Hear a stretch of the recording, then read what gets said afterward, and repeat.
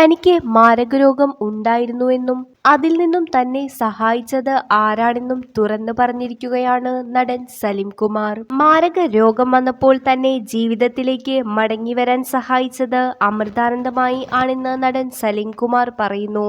കുടുംബക്കാർ പോലും കൈവിട്ട സമയത്ത് തനിക്ക് അമ്മ മാത്രമാണ് ഉണ്ടായിരുന്നതെന്നും സലിം കുമാർ പറഞ്ഞു. താരത്തിന്റെ വെളിപ്പെടുത്തൽ ആരാധകരെ ഞെട്ടിച്ചിരിക്കുകയാണ്.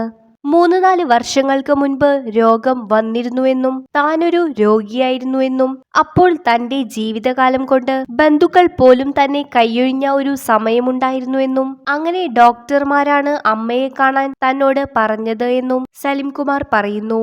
അപ്പോൾ സലിം കുമാറിന് 45 വയസ്സായിരുന്നു പ്രായം. അമ്മയെ കണ്ട് തന്റെ വിഷമങ്ങൾ പറഞ്ഞപ്പോൾ അമ്മ പൊട്ടിച്ചിരിച്ചുവെന്നും ധൈര്യമായിട്ട് പോയി ഓപ്പറേഷൻ ചെയ്യൂ എന്നാണ് അമ്മ പറഞ്ഞത്.